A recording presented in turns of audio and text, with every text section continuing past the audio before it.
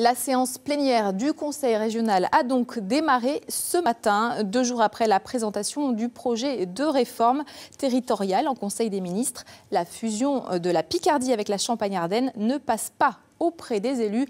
On fait le point sur place avec Pierre-Guillaume Créneau.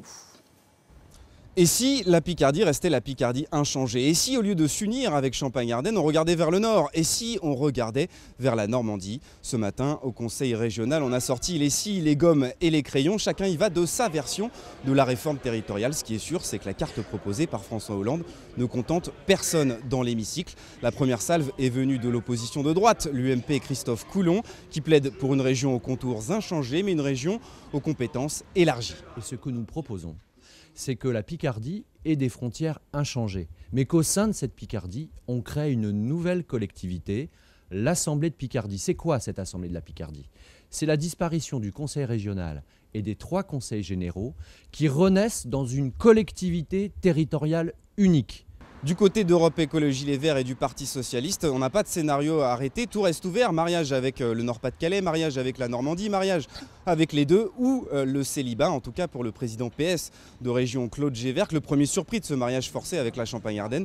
Il faudra consulter les élus picards et pourquoi pas consulter les habitants de Picardie.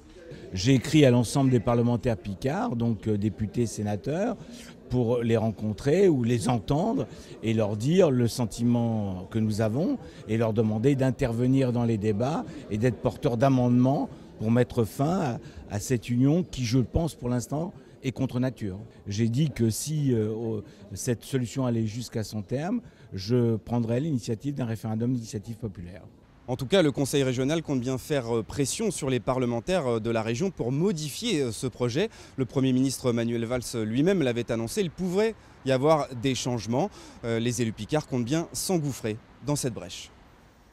Et à ce sujet, dans l'Oise, justement, le Conseil général a décidé de consulter les habitants du département. La Picardie doit-elle être rattachée à la Champagne-Ardenne? Un référendum est lancé aujourd'hui sur Internet, sur un site dédié, maregiondemain.fr. Le ton est donné avec une vidéo d'accueil qui stipule qu'un autre choix est possible.